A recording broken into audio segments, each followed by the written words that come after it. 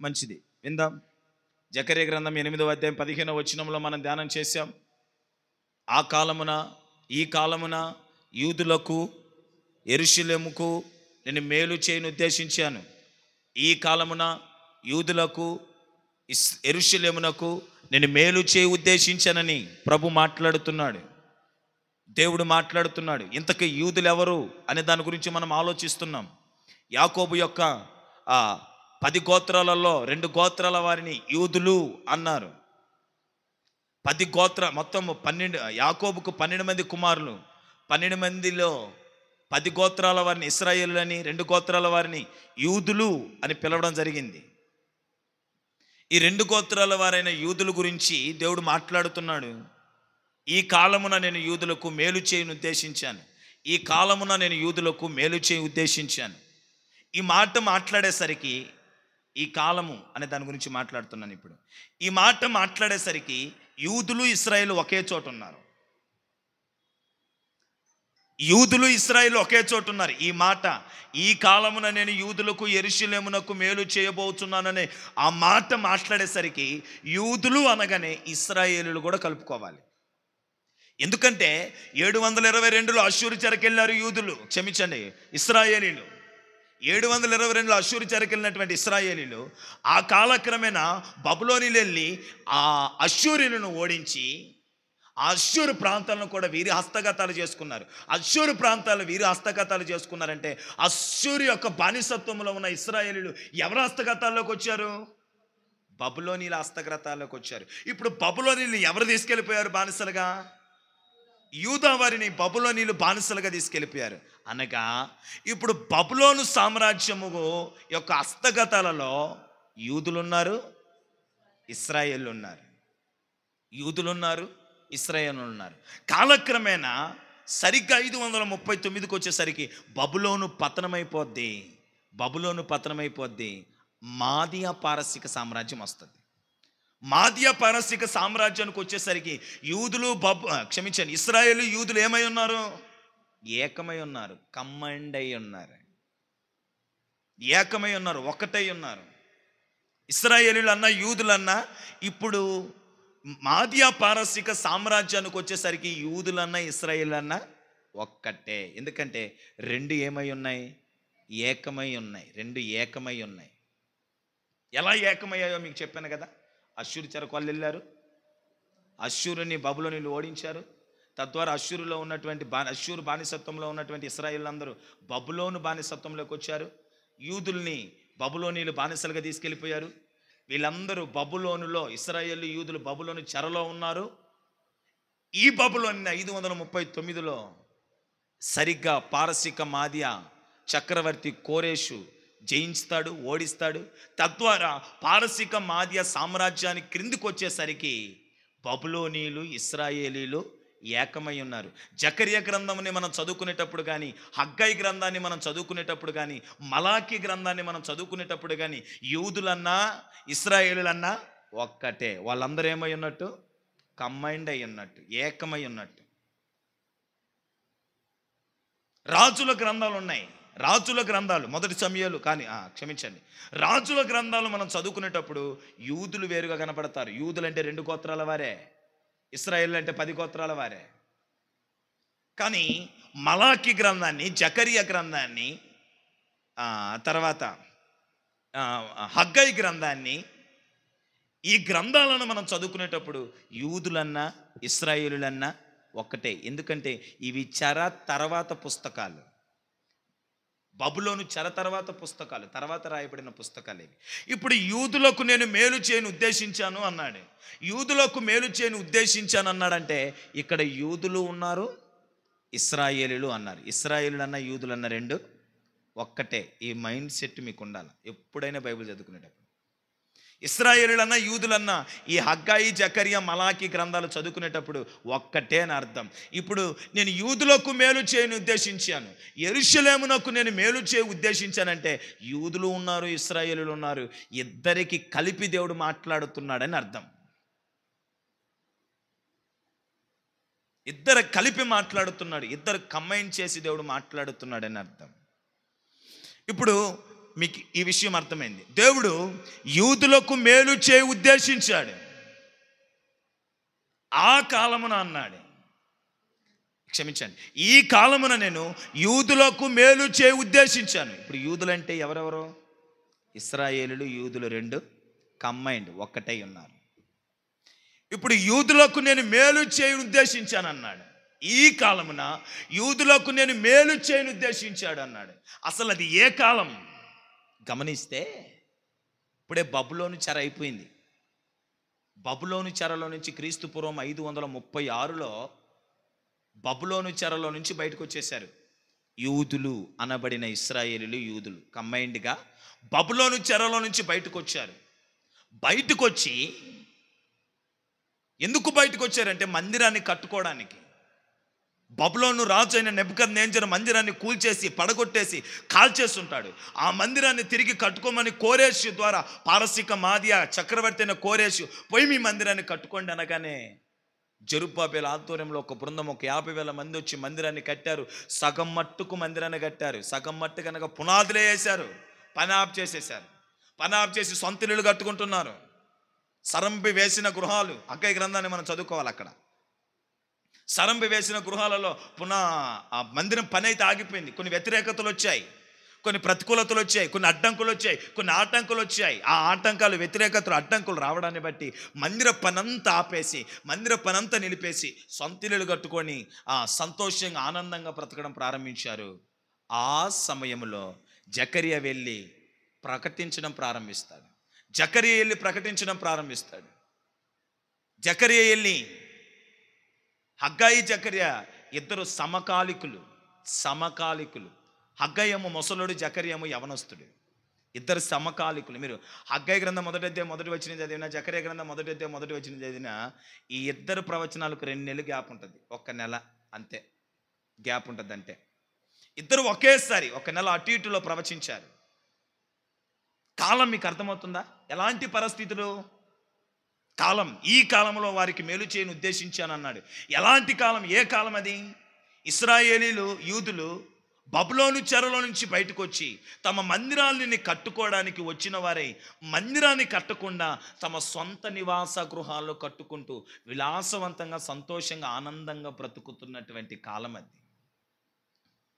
అలాంటి సమయంలో హగ్గయి ద్వారా, జకరియా ద్వారా దేవుడు వెళ్ళి యూదులకు గద్దించడం, హెచ్చరిక చేయడం, బుద్ధి చెప్పడం ప్రారంభిస్తే వాళ్ళు వెంటనే మందిరాన్ని కూడా కట్టడం ప్రారంభించాడు. మందిరాన్ని కూడా పూర్తి చేయడం ప్రారంభించడం జరుగుతుంది. ఇప్పుడు మీరు ఒకసారి ఆ జకరియా గ్రంథము 8వ అధ్యాయం 10 నుంచి చదవండి త్వరగా. ఫినిష్, మీకు చరిత్రను ముగించేశాను. నేను మెయిన్ వాక్యంలోకి వెళ్తున్నాను. జకరియా గ్రంథం 10వ అధ్యాయం 8 నుంచి, క్షమించండి, జకరియా 8.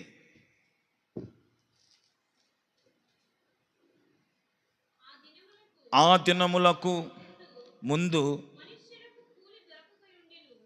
చూడండి, ముందు కాలంలో వీళ్ళకి ఏమి లేదంట, కూలీ లేదంట. చదవండి, ఇంకా ఏముంది? పశువుల పనికి బాడిగ దొరకకపోయెను, తన పని మీద పోవారికి శత్రు భయము చేత నెమ్మది లేకపోయెను. ఏలయనగా ఒకరి మీదకి ఒకరిని నేను రేపుచుంటిని. అయితే పూర్వ దినములలో నేను ఈ జనులలో శేషించిన వారికి విరోధినైనట్టు ఇప్పుడు విరోధిగా ఇక ఉండను. సమాధాన సూచకమైన ద్రాక్ష చెట్ల ఫలమిచ్చును, భూమి పండును, ఆకాశం నుండి మంచు కురియును. ఈ జనులలో శేషించిన వారికి వీటినన్నిటినీ నేను స్వాస్థ్యముగా ఇత్తును. ఇదే సైన్యములకు అధిపతియగు యెహోవాకు. యూదావారులారా, ఇశ్రాయేలులారా, మీరు అన్య జనులలో నేనెలాగు శాపాస్పదమై ఉంటిరో అలాగే మీరు ఆశీర్వాదాస్పదమగునట్లు నేను మిమ్మును రక్షింతును. భయపడక ధైర్యము తెచ్చుకోండి.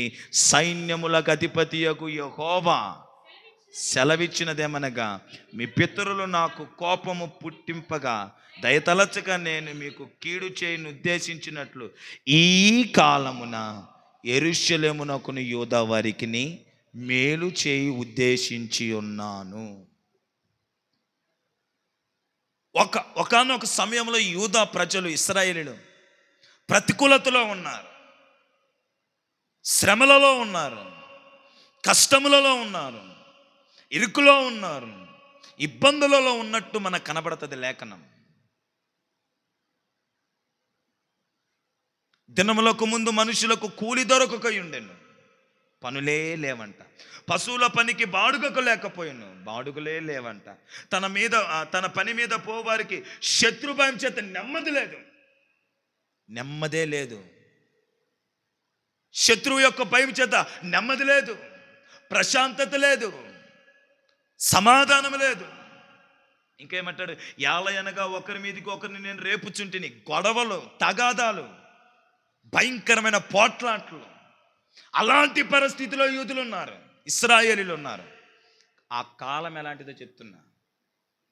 నెమ్మది లేక, పనులు లేక, బాడుగులు లేక, తినడానికి అలమటిస్తూ, ఒక శత్రు భయం, ఎప్పుడు ఎవడు ఎక్కడి నుంచి వస్తాడో చంపేస్తాడని నెమ్మది లేదు, అసలు సమాధానం లేదు.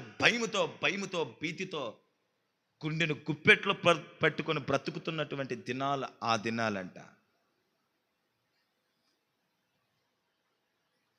అలాంటి దినాలలో నుంచి దేవుడు ఇప్పుడు అంటాడు, నేను మీకు మేలు చేయుట ఉద్దేశించాను.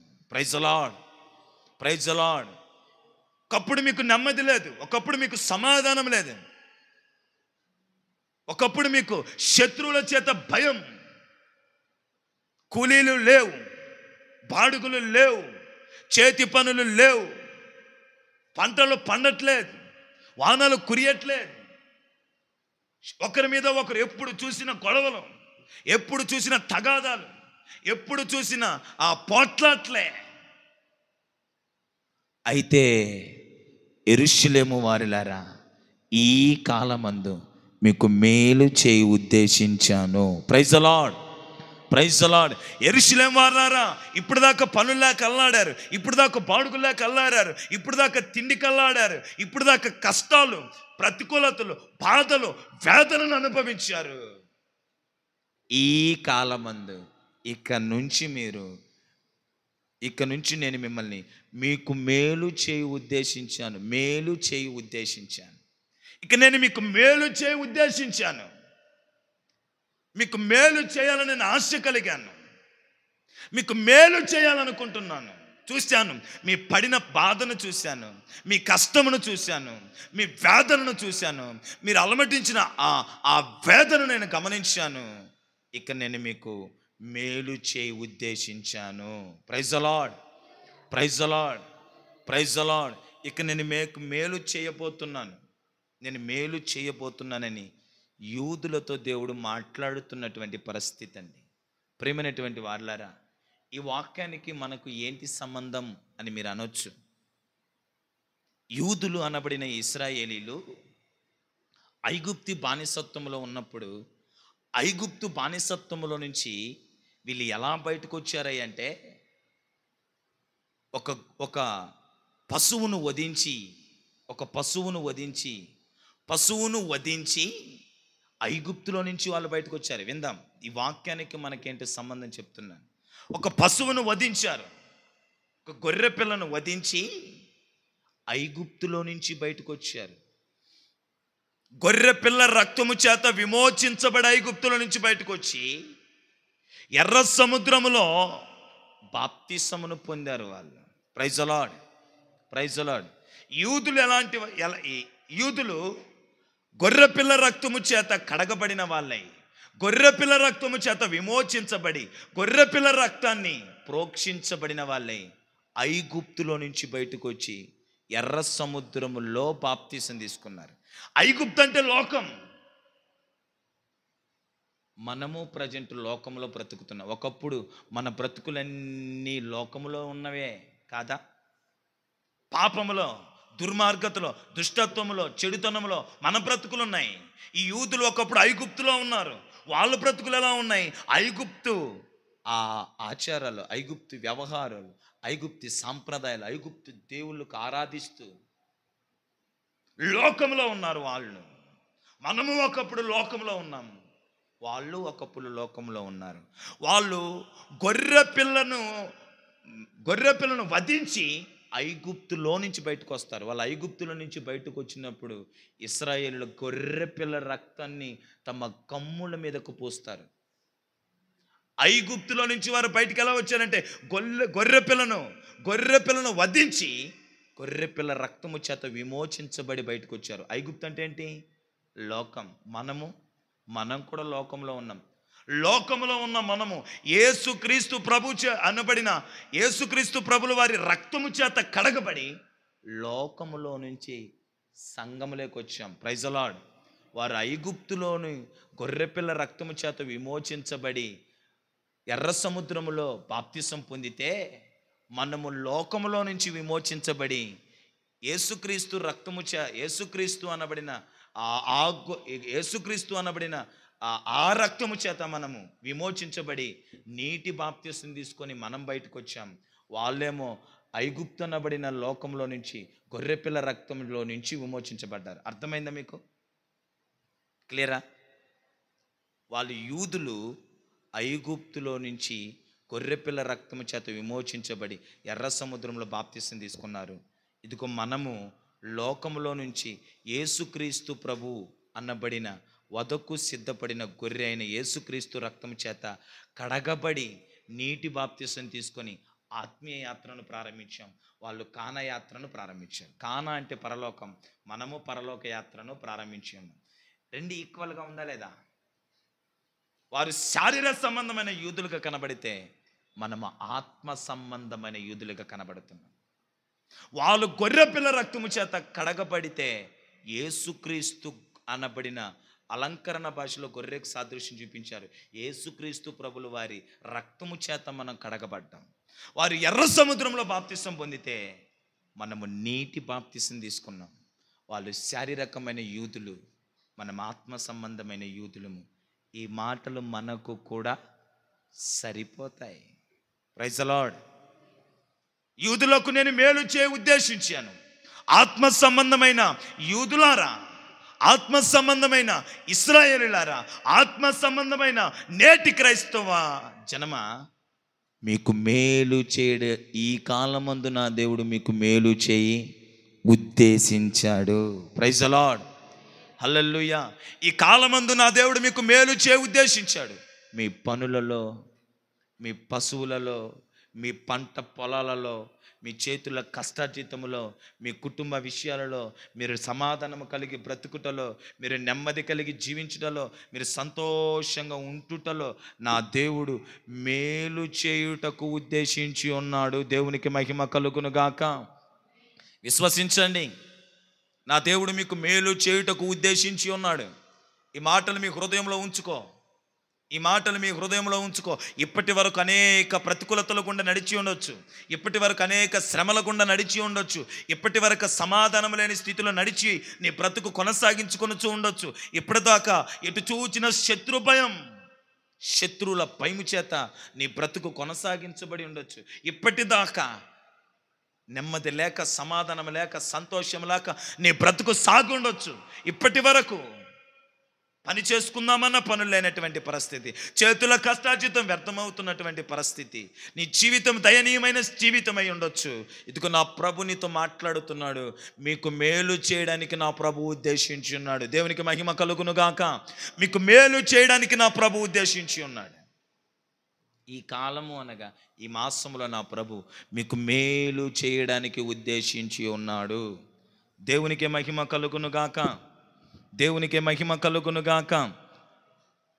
నేను ఇప్పుడు నాకు వస్తున్నటువంటి ఆలోచన ఏంటంటే, యూదులకు దేవుడు ఎందుకు మేలు చేయి ఉద్దేశించాడు? మేలు చేయి ఉద్దేశించాను నేను. యూదా వారులారా, యెరూషలేము వారులారా, మీకు మేలు చేయి ఉద్దేశించాను నేను.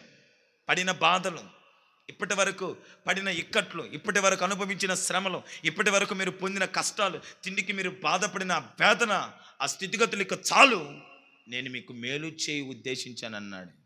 ఎందుకు మేలు చేయి ఉద్దేశించాడు? యూదులకు ఎందుకు మేలు చేయడానికి దేవుడు ఇష్టపడుతున్నాడు? మనకు దేవుడు ఎందుకు మేలు చేయడానికి ఇష్టపడతాడు? మనకు మేలు చేయడానికి ఎందుకు దేవుడు ఉద్దేశించి ఉన్నాడు అనే విషయాలను మనం జాగ్రత్తగా గమనించి ముగించుకుందాం. కొన్ని మాటలు మీకు ముందుంచుతాను.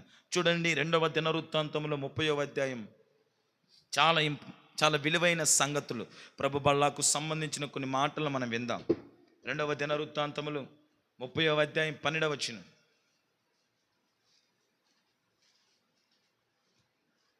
చదవండి. 10 నుంచి చదవమ్మాయి. 2వ దినవృత్తాంతములు 10 నుంచి చదవండి. జబూలూను దేశం వరకు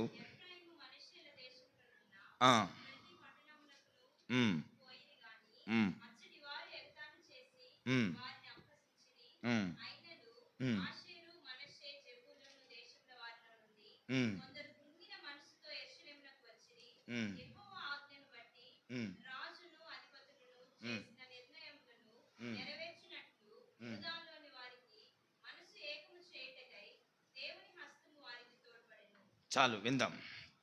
మీరు 30వ అధ్యాయం 1వ వచనం చదవండి. 31. మరియు హిజ్కియా ఇశ్రాయేలీయుల దేవుడైన యెహోవాకు పస్కా పండగ ఆచరించుటకై యెరూషలేములోనున్న యెహోవా మందిరమునకు రావలసి ఉన్నదని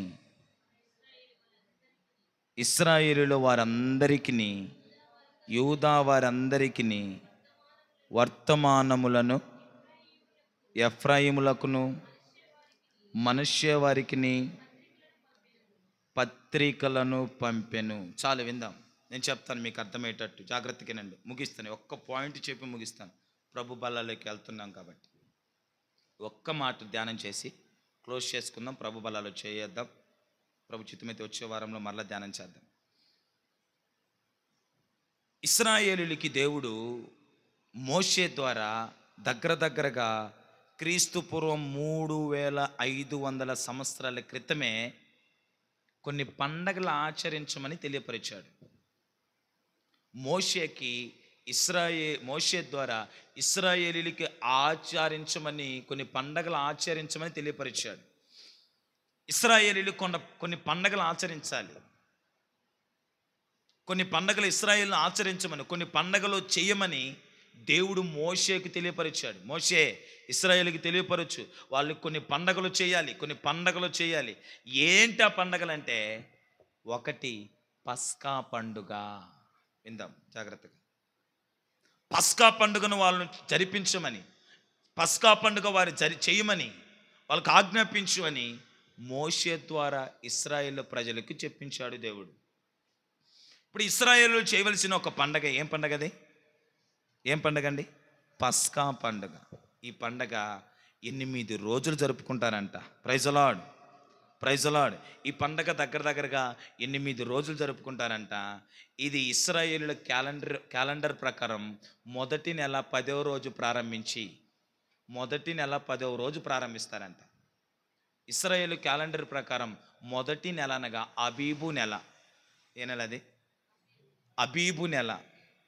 అబీబు నెలలో 10వ రోజు నుంచి ఈ పండగను ప్రారంభిస్తారంట. ఒక పశువుని తీసుకొచ్చి ఆ పశువుకి 13వ రోజు వరకు పోషిస్తారు. వినాలా జాగ్రత్త కింద. 13వ రోజు వరకు దానికి బాగా మేత పెడతారు. 14వ రోజు వచ్చేసరికి ఈ పశువును వధిస్తారు. పస్కా పండుగ ఎలా చేస్తారో చెప్తున్నాను. ఈ పస్కా పండుగ 8 రోజులు జరుగుతుంది.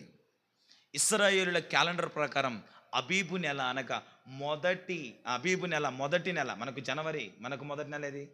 జనవరి. వాళ్ళకి అబీబు నెల 10వ రోజు. మనకు 8వ రోజు ఈ మందిరం ప్రారంభించి ఇక్కడ సేవ ప్రారంభించింది మొదటి నెల 8వ రోజు.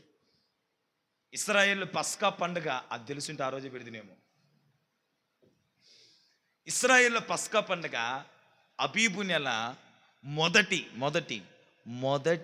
నెలలో 10వ రోజు నుంచి ప్రారంభమవుతుంది. ఒక పశువుని తీసుకొస్తారండి. ఆ పశువుని ఒక 3 రోజులు బాగా వధించి ఆ పశువుని 3 రోజులు బాగా మేపి సరిగ్గా 14వ రోజు అనగా 14వ తేదీ ఈ పశువును వధిస్తారు. ఎందుకు ఈ పండగ? ఒకసారి ద్వితీయోపదేశకాండం 16వ అధ్యాయం 1వ వచనం చూడండి. అసలు ఈ పండగ ఎందుకు చేయాలి వాళ్ళు, దాని గురించి కూడా వివరిస్తాడు.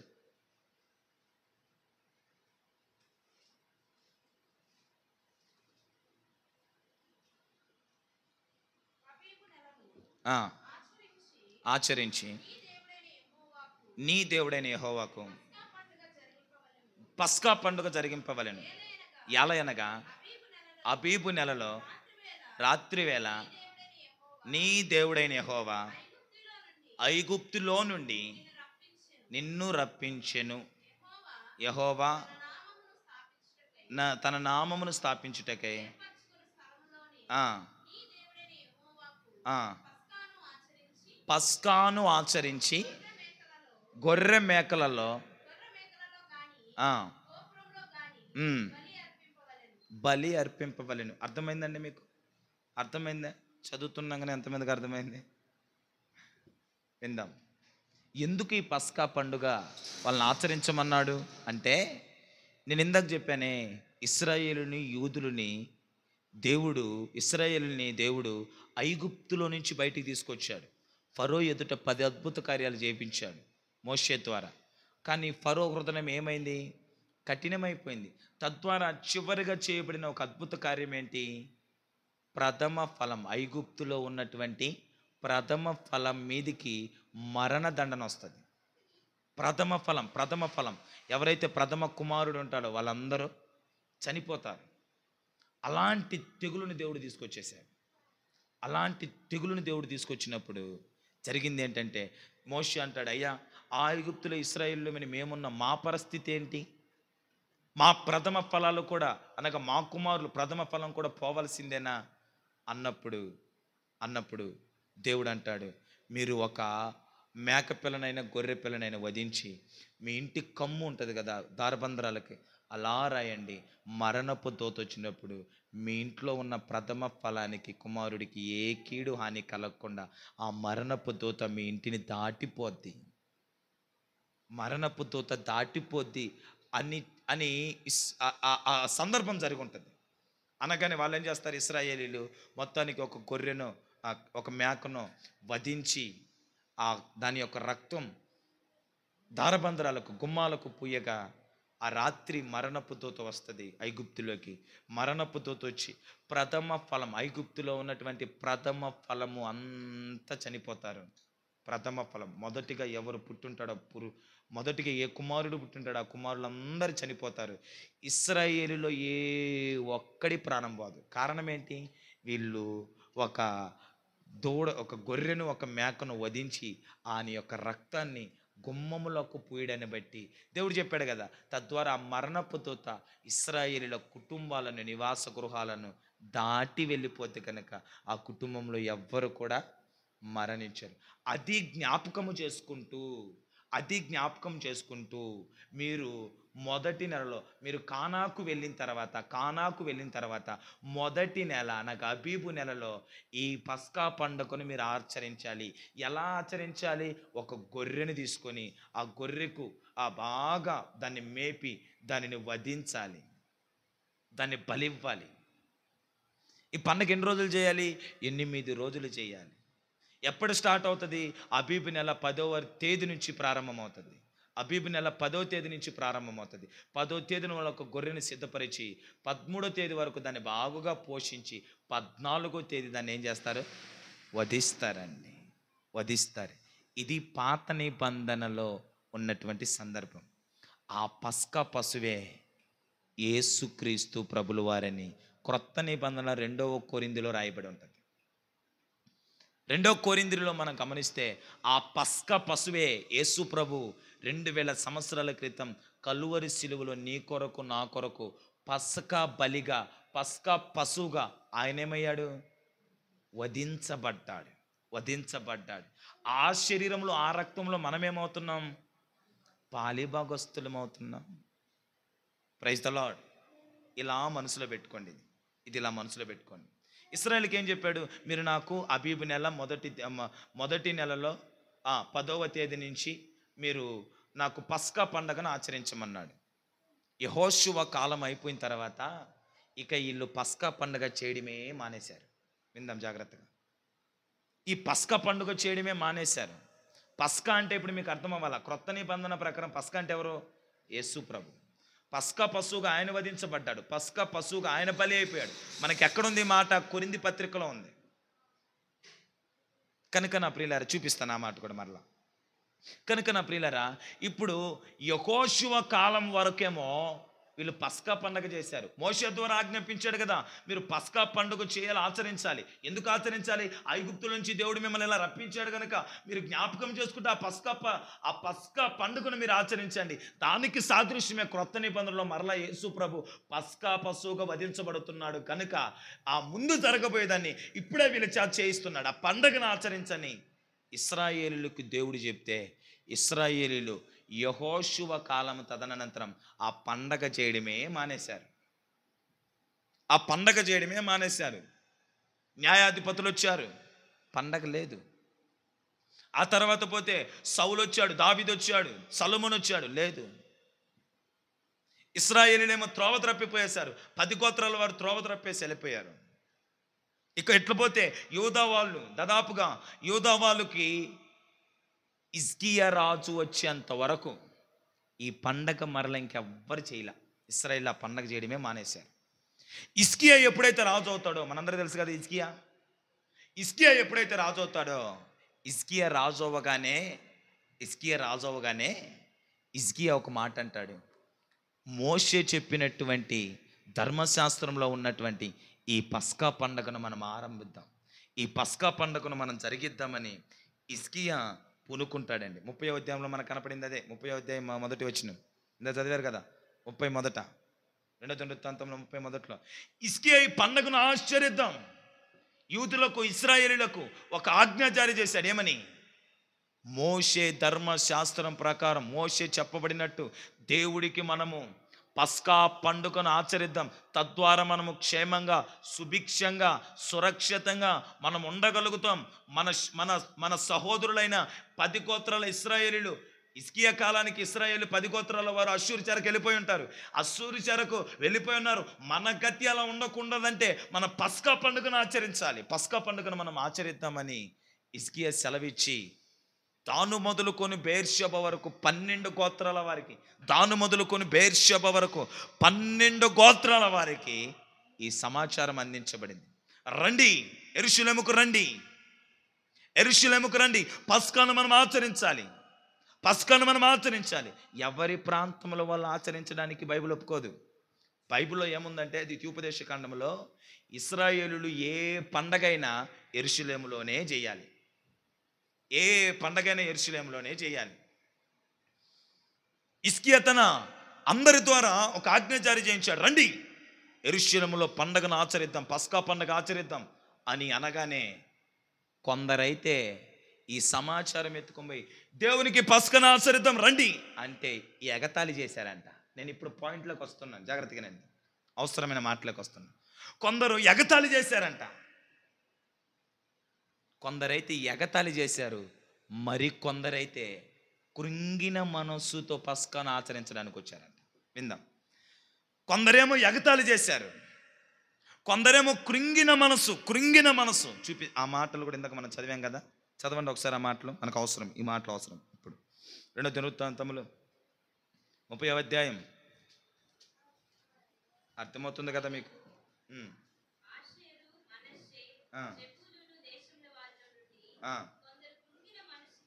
క్రొంగరు చదవమ్మాయి, మళ్ళా చదువు. కొందరు కృంగిన మనస్సుతో యెరూషలేమునకు వచ్చిరి,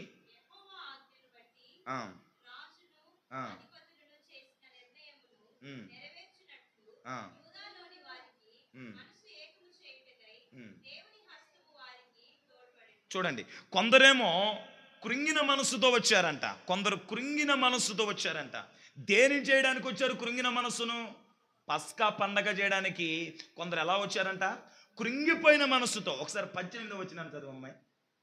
ఎఫ్రాయిము, మనష్షే, ఇస్సాకారు, జబులూను దేశం నుండి వచ్చిన జనులలో చాలా మంది తమ్మును తాము ప్రతిష్ఠించుకొనకయే విధి విరుద్ధముగా పస్కా పూజింపగా. కొంతమంది పస్కాను పూజిస్తున్నారు. ఎలా?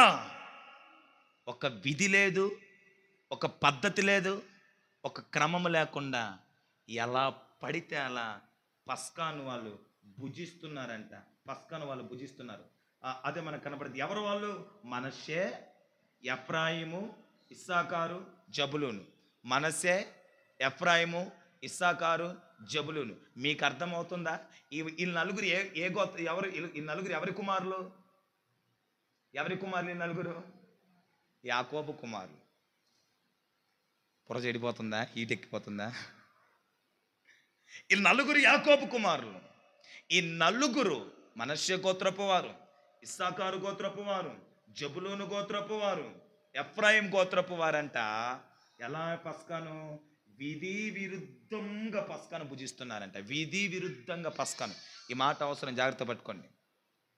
ఈ నలుగురు విధి విరుద్ధంగా పస్కాను పూజిస్తున్నారంట. మరి కొందరు ఏం చేశారు? కృంగిన మనస్సుతో. వాళ్ళెవరు? అయినను ఆషేరు, మనష్షే, జబులూను దేశములో నుండి కొందరు కృంగిన మనస్సుతో యెరూషలేముకు వచ్చింది. కృంగిన మనస్సుతో పస్కాను ఆచరించడానికి వచ్చాడు. విందాం, జాగ్రత్త కిందాం. కానీ యూదులు ఉన్నారు. యూదులు, వారి గురించి చదవమ్మాయి. యూదుల గురించి ఏం రాయబడి ఉంది అక్కడ? యెహోవా ఆజ్ఞను బట్టి రాజును అధిపతులను చేసిన నిర్ణయమున నెరవేర్చినట్లు యూదులలోని వారికి మనసు ఏకము చేయుటకై దేవుని హస్తం వారికి తోడుండెను. కావున 2వ నెల యందు పులియని రొట్టెల పండుగ ఆచరించుటకై అతి విస్తారమైన సమాజముగా బహుజనులు యెరూషలేములో కూడిరి. ఈ యూదులు మాత్రము ఒక క్రమంగా, ఒక పద్ధతిగా, ఏకమై పస్కాను ఆచరిస్తున్నారు. ఎందుకయ్యా యూదులకు నువ్వు మేలు చేయ ఉద్దేశించావు? యూదులు పస్కా ఆచరించే విషయంలో ఒక క్రమము కలిగిన వాళ్ళు, ఆజ్ఞను అనుసరించేవాళ్ళు, ఏకత్వముతో ఐకమత్యముతో కూడి పస్కాను ఆచరించే వాళ్ళండి. ధర్మశాస్త్రం ఏది చెప్పిందో అలా ఆచరించేవాళ్ళు ఈ యూదులు. పస్కాను క్రమంగా, ఒక పద్ధతిగా, ఆజ్ఞ చొప్పునే యూదులు మాత్రము పస్కాను ఆచరిస్తున్నారు. మిగతా జబులూను, మనష్షే, ఇస్సాకారు ఈ గోత్రాల వారు కొందరు కృంగిన మనస్సుతో పస్కాను ఆచరించడానికి వస్తే మరికొందరు విధి విరుద్ధంగా ఆచరిస్తున్నారంట. ఇంతకు పస్కా అంటే నేను ఏం చెప్పాను? ఆ పస్కా ఎవరు? యేసుక్రీస్తు ప్రభువారని చెప్పాను, గుర్తుందా? పస్కాని యేసుక్రీస్తు ప్రభువారు. మీరు ఆ డౌట్ ఉంటే ఆ మాట కూడా చూడండి. 1 కొరింథీ 5వ అధ్యాయం 2వ వచనం. 1 కొరింథీ 5:2. త్వరగా, స్పీడ్. ఆ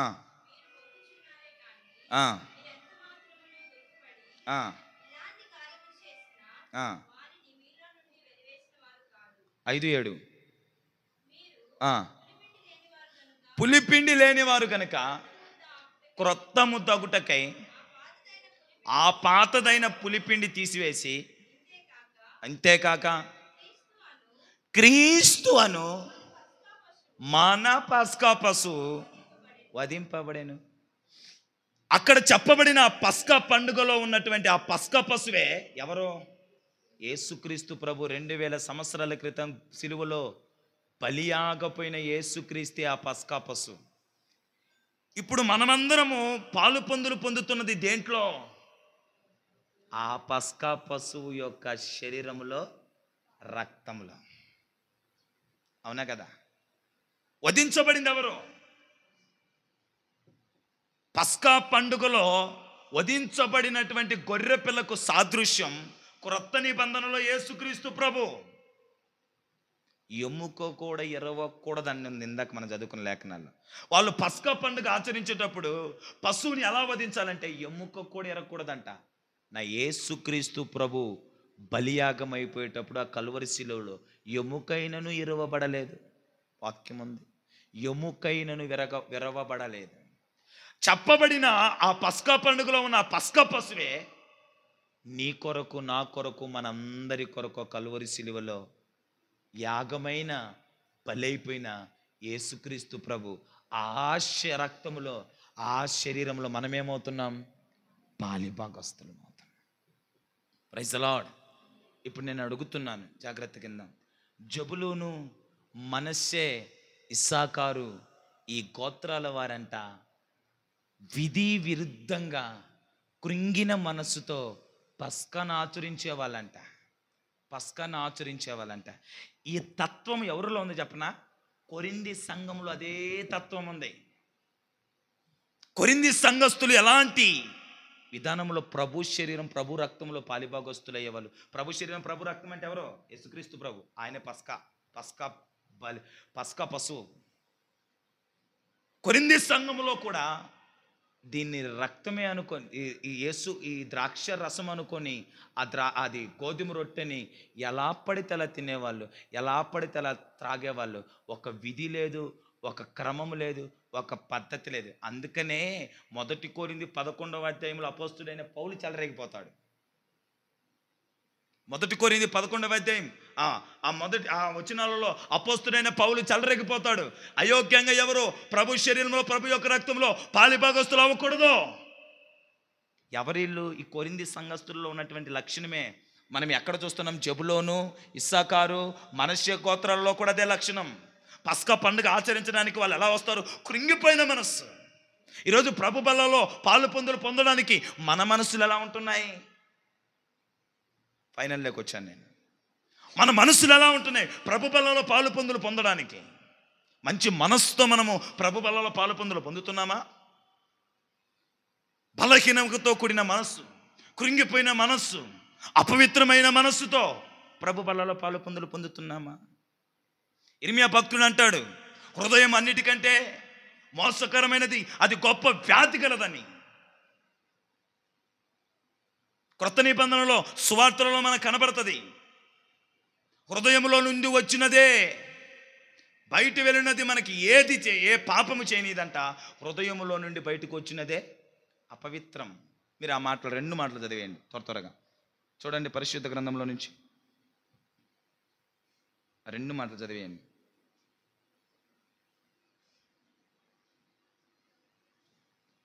ఇర్మియా గ్రంథం 17వ అధ్యాయం 9వ వచనంలో ఒక మాట ఉంటుంది, హృదయం అన్నిటికంటే మోసకరమైనదని.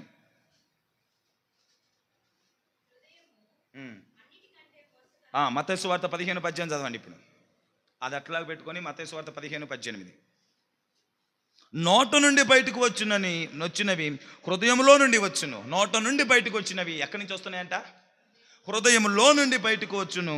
అవే మనిషిని అపవిత్రపరుచునవని మీరు గ్రహింపరా? హృదయంలో నుండి బయటకు వచ్చినవి మనిషిని ఏం చేస్తాయంట? అపవిత్రపరుస్తాయంట. ఆ హృదయము అన్నిటికంటే మోసకరమైంది. ఈ జబులూను, ఇస్సాకారు, ఈ గోత్రాల వారు కృంగిపోయిన మనసుతో వచ్చి, కృంగిపోయిన హృదయం, చెడిపోయిన హృదయంతో వచ్చి ఏం చేస్తున్నారు? పస్కాను ఆచరిస్తున్నారు. అది తప్పు. పస్కాను ఎలా ఆచరించాలి? ప్రభు శరీరం ప్రభు రక్తంలో ఎలా పాలు పొందాలి?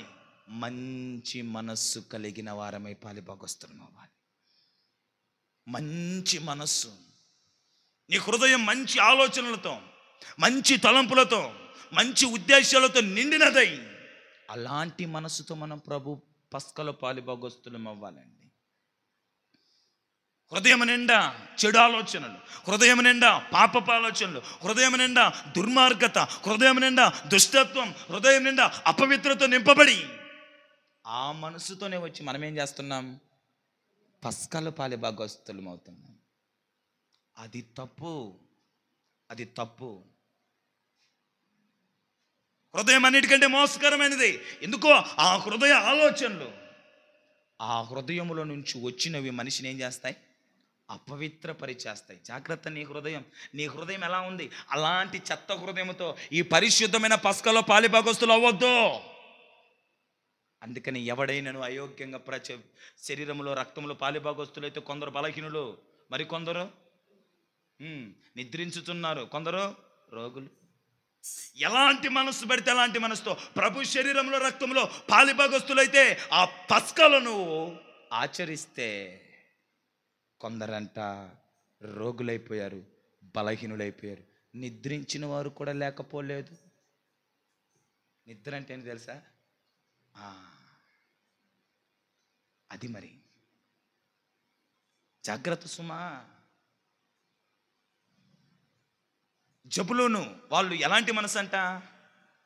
కృంగిపోయిన మనసు, ఒక ఒక చెడు మనసుతో, చెడ్డ హృదయంతో వచ్చి ఆ పస్కలో పస్కను ఆచరించడానికి వచ్చారు. నీ మనసు ఎలా ఉంది? నీ మనసు ఎలా ఉంది? ఈరోజు పస్కలో, ఈరోజు నువ్వు ప్రభు బల్లలో పాలు పొందడానికి వచ్చావు. నీ మనస్సు ఎలా ఉంది? ఎలాంటి ఆలోచనలతో నీ మనస్సు నింపబడిపోయింది? ఎలాంటి తలంపులతో నీ మనస్సు నిండిపోయింది? ఎలాంటి అపవిత్రతో నీ మనస్సు నిండిపోయింది? ఎలాంటి క్రూరత్వంతో నీ మనస్సు నిండిపోయింది? ఎలాంటి వ్యర్థమైన వాటితో నీ మనస్సు నిండిపోయింది? ఎలాంటి పనికిమాలిన వాటితో నీ మనస్సు నిండిపోయింది? ఆలోచించు. పైకి బాగున్నాను కదా, నా తలబట్టలు వేసుకొని చూడడానికి ఎంతో మంచి, ఎంతో సుందరుడమ్మ తాను. చూడడానికేమో ఎంత అందంగానో అపురూపంగానో, హృదయము త్రొవ్వితే కదా తెలిసేది. హృదయం గురించి నీకు నాకు తెలియకపోవచ్చు, కానీ ఒక ఆయనకి తెలుసు. నీ హృదయపు స్థితి ఎవరికి తెలుసు? దేవుడికి తెలుసు. ఎట్టి మనసుతోనూ ప్రభు శరీరంలో పాలిభాగస్తులు అవుతున్నావు. ఎట్టి మనసుతోనూ ప్రభు రక్తంలో పాలిభాగస్తులు అవుతున్నావు. కనుక మంచి మనస్సు, నీ హృదయంలో ఉన్న దుర్మార్గత, నీ హృదయంలో ఉన్న చెడుతనం, నీ హృదయంలో ఉన్న దుష్టత్వం, నీ హృదయంలో ఉన్న అపవిత్రమైన ఆలోచనలు, నీ హృదయంలో ఉన్న చెడు తలంపులన్నిటినీ తీసివేసి మంచి మనస్సుతో పస్కాను ఆచరించుదువుగాక.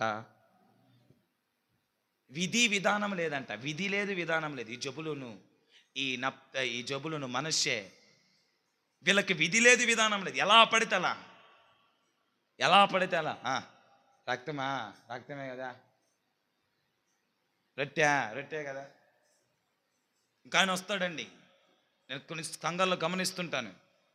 11 గంటలకు 12 గంటలకు అలా వెళ్ళొచ్చి కూర్చుంటాడు. ప్రభు బల్లా రోజే వస్తాడు. ఇంకా ఆదివారం రాడు, మిగతా ఆదివారం రాడు. ప్రభు బల్లా రోజు వస్తాడు, అలా కూర్చుంటాడు. అది కూడా వచ్చేది ఎన్ని గంటలకండి? 12 గంటలకు వస్తాడు. ఏ పాపక్షమాపణ ఉండదు, పశ్చాత్తాపం ఉండదు. ప్రభు బల్లాలో చేసి వెళ్ళిపోతుంటాడు. చూస్తే బాధేస్తుంది. ఒక క్రమం ఉంది, ఒక పద్ధతి ఉంది. ఎలా? మన పాపాలన్నీ ఒప్పుకొని పరిశుద్ధపరచబడి పవిత్రపరచబడి అప్పుడు వేయాల ప్రభు బల్లాల్లో చెయ్యి. ఎలా పడితే అలా ప్రభు బల్లలో చేయి వేయకూడదు. మన పాపాలు, అందుకనే బైబిల్ గ్రంథంలో రాయబడి ఉంది కదా, 1 కొరింథీలో 11వ అధ్యాయంలో, మిమ్మల్ని మీరు పరీక్షించుకోండి. అయోగ్యంగా ఎవరు ప్రభు బల్లలో చేయి వేయడానికి వీల్లేదు. పరీక్షించుకోండి అని నొక్కి చెప్తున్నాడు. పరీక్షించుకొని మన పాపములు, మన అపరాధములు, మన దోషములన్నిటిని బట్టి ప్రభు ఎదుట క్షమాపణ పొంది యోగ్యులంగా మార్చబడి ప్రభు రక్తములో, ప్రభు శరీరంలో చేయి వేయాలి. ఎలా పడితే అలా వేయడానికి వీలేదు. చెడు మనసుతో, చెడు ఆలోచనలతో, చెడు తలంపులతో, చెడు హృదయముతో ప్రభు బల్లలో చేయి వేయడానికి వేయకూడదు. వేయకుండుటే మీకు మంచిది. అయోగ్యంగా ఎలా పడితే అలా, పాప క్షమాపణ లేకుండా, ఒక పరీక్ష లేకుండా, నీ హృదయానికి నువ్వు ఒక పరీక్షించుకోకుండా, ఒక పాప క్షమాపణ లేకుండా, ఒక పాపపు ఒప్పుకోలు లేకుండా ఆమెనే వచ్చి ప్రభు బలలో చేయి వేయడానికి సరైన పద్ధతి కాదు. ఒకవేళ అలా నువ్వు ప్రభు బలలో చేయి వేస్తే జాగ్రత్త. ప్రభు కృప ఉండి కొట్టుకోబోతున్నావు. కృప ఉంది కాబట్టి పోతున్నావు. నిర్ణయ కాలంలో ఎత్తబడతావు. కనుక నా ప్రియమైనటువంటి వారిని ఆలోచిద్దాం. ప్రభు బల్లాలో చేయి వేస్తున్న నీవు నేను, ప్రభు బల్లాను ఆచరిస్తున్నటువంటి నీవు నేను, ఈ పస్కాలో పాలిభాగస్తులమైన మనము ఇశ్రాయేలీల వలె చెడు మనస్సుతో, చెడు హృదయముతో, చెడు ఆలోచనలతో నింపబడి అలాగే పస్కాలో చేయి వేయొద్దు దయచేసి. ఒక మంచి మనస్సుతో, ఒక మంచి హృదయముతో, ఒక పవిత్రమైన హృదయముతో, ఒక పవిత్రమైన మనసుతో ప్రభు శరీరములో, రక్తములో పాలిభాగస్తులం అవుదాం. ఒక విధి విధానం లేకుండా, పాప క్షమాపణ లేకుండా, పశ్చాత్తాపం లేకుండా ఎలా పడితే అలా ప్రభు శరీరంలో చేయొద్దు. యూదులైతే ఆజ్ఞ చొప్పున ఐకమత్యముతో ఈ క్రమంగా పస్కాను వాళ్ళు ఆచరించారు కనుక వాళ్ళకు మేలు చేయడానికి నేను ఉద్దేశించి ఉన్నాను అన్నాడు. అర్థమైందండి? ఎందుకు యూదులకు మేలు చేయ ఉద్దేశించాడంటే వాళ్ళకు ఒక క్రమం ఉంది, వాళ్ళకు ఒక పద్ధతి ఉంది, వాళ్ళ ఆజ్ఞను మీరిపోరు. ఒక ఆజ్ఞ ప్రకారంగా వారు పస్కాను ఆచరిస్తారు వాళ్ళు. అందుకనే వాళ్ళకి నేను మేలు ఉద్దేశించాను. ఆత్మ సంబంధమైన యూదులము అయిన మనము ఒక క్రమంగా, ఒక పద్ధతిగా, ఒక మంచి మనసుతో, పాపపు ఒప్పుకోలుతో ఈ పస్కాలో మనం వేయగలిగితే, ఈ ప్రభు బల్లలో మనం పాలుభాగస్తులమైతే మనకును మేలు చేయడానికి ఆయన ఉద్దేశించాడు. అది నెరవేర్చబడుతుంది. ఆయన ఇష్టపడతాడు. మనకు మేలు చేయడానికి ఆయన ఇష్టపడతాడు. అందుకు మనం యోగ్యులం అవుతాం. కళ్ళు మూసుకోండి. ప్రభు పాదాలు పట్టుకొని కొద్ది నిమిషాలు ప్రాధేయపడదాం. ప్రభు బల్లలోకి వెళ్ళిపోదాం మనం.